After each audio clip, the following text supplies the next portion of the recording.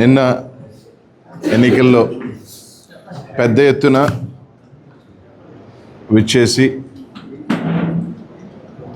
వైఎస్ఆర్సీపీకి మద్దతుగా పనిచేసిన కార్యకర్తలకు, నాయకులకు, అలాగే అశేషంగా నిన్న ఓటర్లందరూ కూడా తరలి రావటం, వైఎస్ఆర్ కాంగ్రెస్ పార్టీకి మద్దతుగా తెలియజేసిన ప్రతి ఒక్కరికి కూడా పేరు పేరున ధన్యవాదాలు. అలాగే సహకరించిన మీడియాకు కూడా పేరు మీద ధన్యవాదాలు.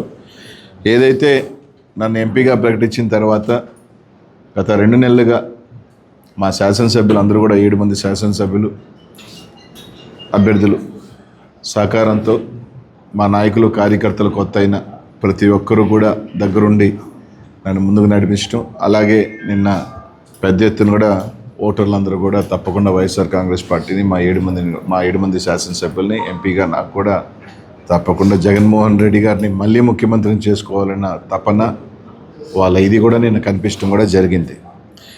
నిన్న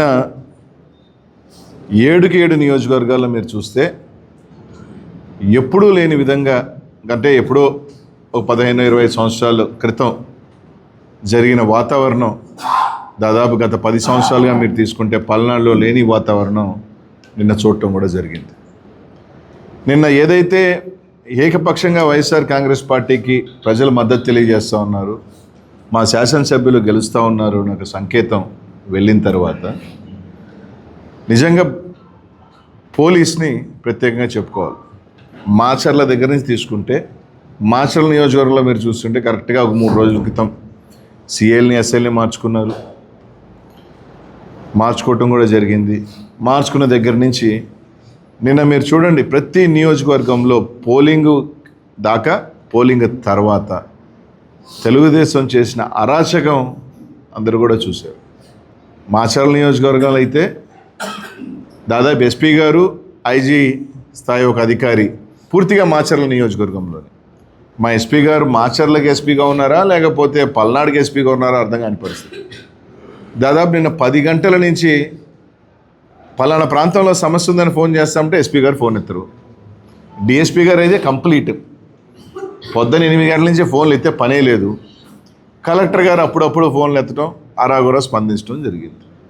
ఈరోజు బాగా మీరు గమనిస్తే ఏదైతే తెలుగుదేశం పార్టీ గట్టిగా ఉన్న ప్రాంతాలలో అంతా అసలు పోలీసే లేదు. 3000 ఓట్లు ఉన్న దగ్గర ఒక్క police, single men. YSR Congress party గట్టిగా ఉన్న దగ్గరలా తీసుకుంటే ఒక బెటాలియన్. ఓట్లు వేయనీయకుండా తెలుగుదేశం పార్టీ వాళ్ళు రచ్చ చేస్తూ ఉంటే చెదరగొట్టే ప్రయత్నం. అక్కడ మాత్రం యథేచ్ఛగా మీరు ఓట్లు వేసుకోండి, ఫోన్ చేసి చెప్తే సార్ పంపిస్తాం సార్, మెన్ లేదు. పెద్ద ఎత్తున విచ్చేసి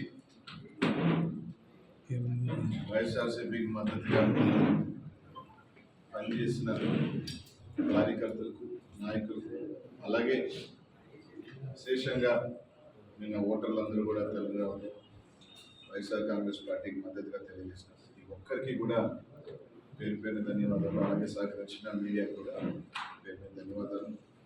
ఏదైతే నన్ను ఎంపీగా ప్రకటించిన తర్వాత గత 2 నెలలుగా మా శాసనసభ్యులందరూ కూడా 7 మంది శాసనసభ్యులు అభ్యర్థులు సహకారంతో మా నాయకులు, కార్యకర్తలు మొత్తం ప్రతి ఒక్కరు కూడా దగ్గరుండి ముందు నడిపిస్తూ, అలాగే నిన్న పెద్ద ఎత్తున కూడా ఓటర్లందరూ కూడా తప్పకుండా వైఎస్ఆర్ కాంగ్రెస్ పార్టీని మా 7 మంది శాసనసభ్యుల్ని ఎంపీగా నాకు కూడా జగన్మోహన్ రెడ్డి గారిని మళ్ళీ ముఖ్యమంత్రిని చేసుకోవాలన్న తపన వాళ్ళ ఇది కూడా నేను కనిపించడం కూడా జరిగింది.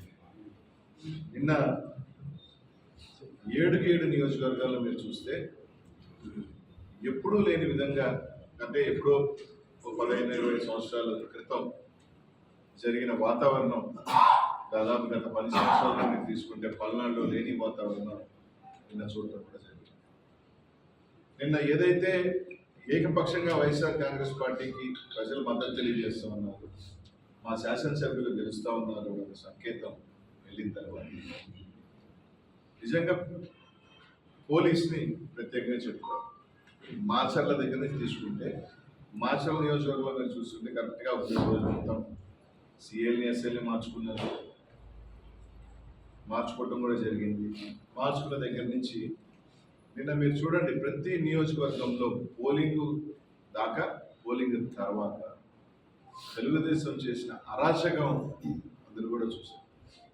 మాచర్ల నియోజకవర్గం అయితే దాదాపు ఎస్పీ గారు, ఐజీ స్థాయి ఒక అధికారి పూర్తిగా మాచర్ల నియోజకవర్గం.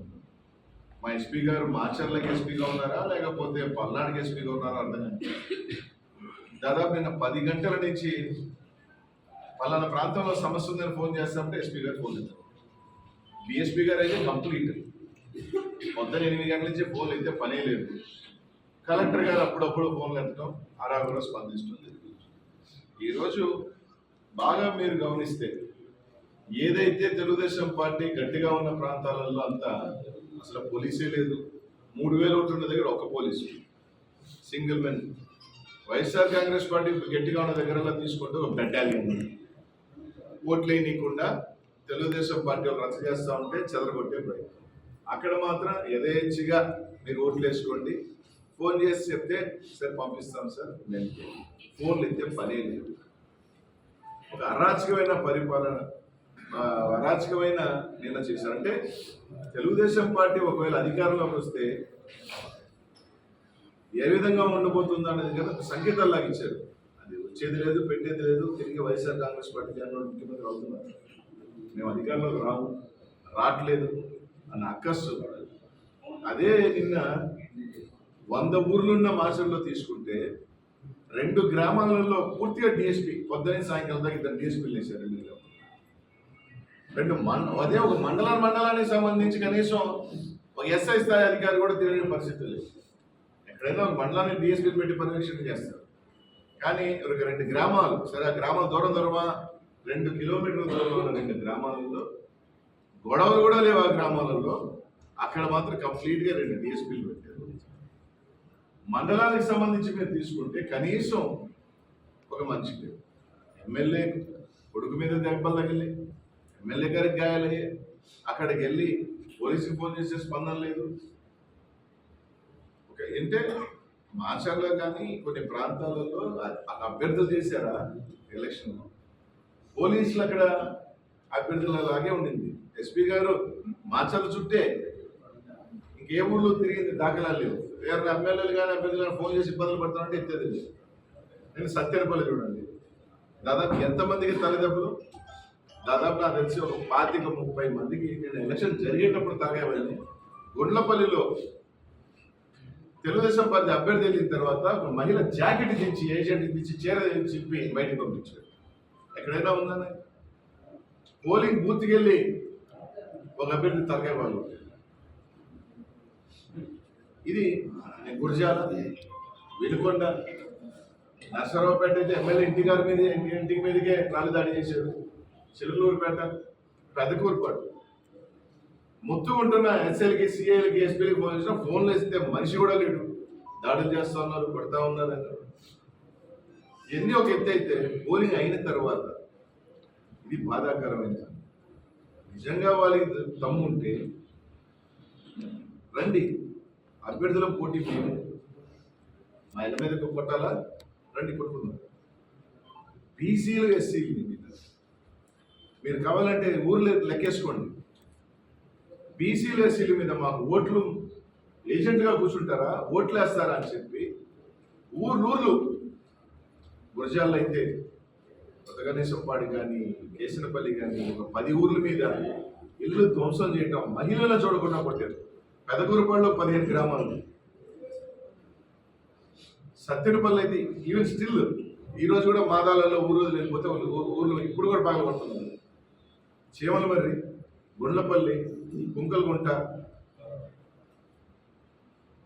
మహిళల్ని పల్నాడులో, నేను పల్నాడుకి వచ్చేటప్పుడు లేదా పల్నాడులో పౌరుషం అంటారు. ఆడవాళ్ళని కొట్టేవాడు వాడు మగవాడు, వాడు పౌరుషం అంటారు. ఇళ్ళల్లో లేని మనిషి మగవాళ్ళు లేనప్పుడు ఇళ్ళలోకి వెళ్ళి ఇళ్ళ ధ్వంసం చేసి ఆడవాళ్ళ మీద ఒక ప్రతాపం చూపిస్తారు. అంటే ఇది ఇక్కడ తెలుగుదేశం పార్టీ నాయకుల కన్నా కూడా పైన నుంచి, ఎందుకంటే ఇది ఒక నియోజకవర్గంలో జరుగుతుందంటే స్థానికంగా అనుకోవచ్చు. 7 నియోజకవర్గాల్లో ఒకే స్టైల్లో ఫంక్షనింగ్ జరుగుతుంది.